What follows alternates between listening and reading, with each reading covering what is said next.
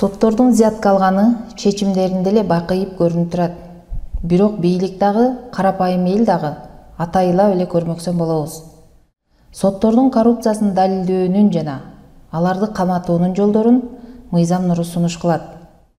Соттордон жабыркагандар кайрылгыла, чогуу күрөшөбүз. Азыркы учурда сотторго нааразы адамдар миллиондоп саналат. Кайра-кайра төңкөрүштүн, нааразы адамдардын көчөгө чыгышынын бирден бир себептери дагы ушул. Кээ бир коррупционер соттор. Алардын коррупционер экендигин депутаттар деле билишет, бирок кантип чечүү керектигин билишпейт. Жогорку трибунадан элге жакшы көрүнүш үчүн айтып коюшат.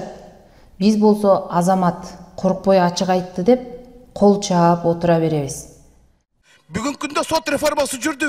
Рейси калып калды, формасы эле жүрдү. Булардын формасы өзгөрдү. Сот реформасы болгон жок да. Булардын айлыгын биз каражатты 5 эсе көбөйттүк, а бирок сот элдерди сот кылган ишенимин 5 эсе төмөндөттү. Жана айтып атпайбы 99% ишенбейт деп. 99,9% бүгүн сотторго ишенбейт. Ушунча болуп, кантип чыныгы реформа жүргүзүүнү, кантип ошол коррупция менен күрөшүүнү бирөө жарым сунуш кылдыбы? Ишке ашырмак мындай турсун. Жок. Себеби ошол жогору жакта отургандар аркылуу сот болуп келгендер бар. Тууган урук, дос тааныш болбоду эле дегенде куда бола калышат. Куда болгонго балдары жок болуп калса, өкүл ата деген бар. Алар дагы болбой калса, эпте билешип, шоопур бола калып өлкөнү башкарышат. А карапайым эл кээ бир соттордон адилеттик таппай ыйлап көчөдө жүрүшөт. Биздин азыркы бузук системада соттор каалагандай чечимдерди чыгарышат. Алардын коррупциясын колунан кармап алып эле жоопко тартпаса, эч кандай жоопко тартылбайт. А колунан кармап алуу өтө сейрек кездешет. Негизинен 3 соттук инстанция бар. Алардын биринчи инстанциясы райондук соту актайт. Экинчи инстанциясы облустук соту күнөөлүү деп табат. Үчүнчү инстанция жогорку сот облустук соттун өкүмүн күчүндө калтырат. Ошондо райондук сот коррупцияга аралашканын өкүмү менен эле далилдеп жатпайбы?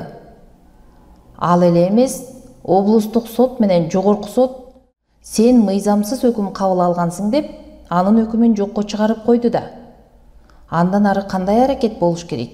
Эч кандай аракет эч ким кылбайт. Ошол боюнча баардыгы беттерин тултуйтуп, билмексен болуп кала беришет. Мына биздин чириген сот системасы. Бул фактыларды жогорку кеңештин депутаттары деле билишет, бирок коркушат. Себеби кээ бир коррупционер соттордун крышалары ошол жакта отурушат. Сот системасына реформа жүргүзөбүз дешип, миллиондогон долларларды коротуп, алардын кабинеттерине видеокамера коюшту. Как будто алар ошондон коркушуп, акча албай калчудай болушуп. Алардын кайсы иш боюнча канча акча алып, ким аркылуу эмне болгонун алардын кабыл алган чечиминен эле билсе болот. Ачык эле көрүнүп турат, бирок эч кимдин көргүсү келбейт. Мисалы, 2017 жылы 24 июль күнү Кара Суу райондук сотунун судьясы Анар Ботоева кызматтык кылмыш, документ жасалмалоо менен айыпталган Калматов Урайым Абдакимовичти баардык далилдер, башкача айтканда аудитордук корутундулар, экспертизалар турса дагы ап-бапак кылып актаган. Ошол эле жылдын 29 ноябрында Ош облустук соту ап-бапак деген өкүмдү жокко чыгарып, 2 берене менен 5 жылдан жаза белгилеп, жарым жартылай кошуп, биротолу 6 жыл эркиндигинен ажыратылган. Бирок 1 жыл сынак мөөнөт белгилеп, башка кылмыш кылбаса өкүм аткарылбасын деп чыгарган.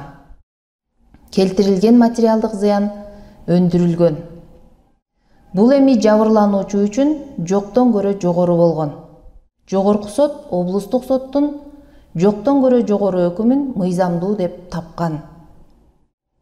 Ошондо райондук соттун судьясы билип туруп, баардык далилдерди көрүп туруп актады. Карапайым адамдардын түшүнүгүндө райондук сот жоопко тартылыш керек. Бирок жоопко тарта турган органдардын түшүнүгүндө боло берет турмушта, особенно кыргызда дегендей эле баардыгы билмексен. Потому. Биз ушул өкүмдөр колубузга тийгенде судья Анар Ботоева кандайдыр бир жазага тартылгандыр деген ой менен Кара Суу райондук сотуна суроо талап менен кайрылдык. Кара Суу райондук сотунун төрагасынын милдетин аткаруучу Венера Туманова мына мындай: жарымысын ит жулуп кеткендегидей жарым баракка. Анар Ботоева эч кандай жазага тартылган эмес. Себеби жогорку сот пленум токтомун кабыл алган эмес деп жооп берди. Демек туугандар, Туманованын жообуна караганда соттордун жоопко тартылышы боюнча пленум кабыл албаган, жогорку сот бардыгына күнөөлүү экен. Мына ушундай соттордон жабыркаган мекендештер. Все пропало. Все пропало. Все вот это не имеет ни малейшего смысла. Бул дагы эч нерсе эмес. Бизде соттор кеңеши деген сонун орган бар. Билесиздерби? Соттор боюнча чындыгында кемчилдиктер бар, чечимдер чыгып атат. Чечим чыкканда биз көптөгөн мыйзам бузушуктар боюнча тартиптик комиссияга сунуштарды берип атабыз. Алардын арасынан колдонгону, колдоо тапканы бар, кээ бирлери негизсиз колдоо таппай атат.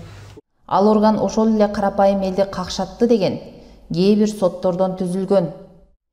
Бул сөздү эң жөнөкөй сөз менен түшүндүргөндө өзүңө өзүң чара көр деген сөз.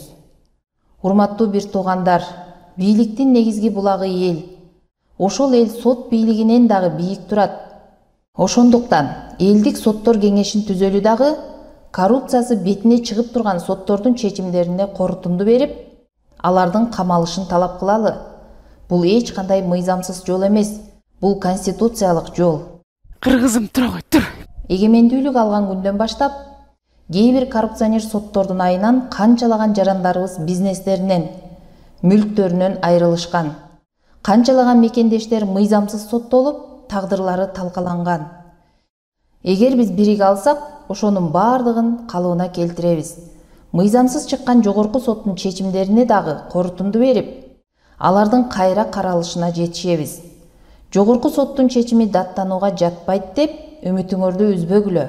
Эгер коррупциялык элементтер билинип турса, үч бийликтин негизги булагы катары кандай гана чечим болбосун жокко чыгара алабыз. Биздин баракчаларга катталып мүчө болуңуздар. Силер Курандан дагы Кудайдан да коркпойсуңар да. Силер ант бергенде конституцияны кармап туруп ант бересиңер. Менин оюма койсо, силерди Куранды карматып туруп ант берет элем да. Курандан корккан киши гана Кудайдан коркот. Акыретке ишенген киши адилетке ишенет. Силерди дегеле мен 3 айга даватка жиберет болчумун да. Мечиттерди көрүп намаз окуп келгенге.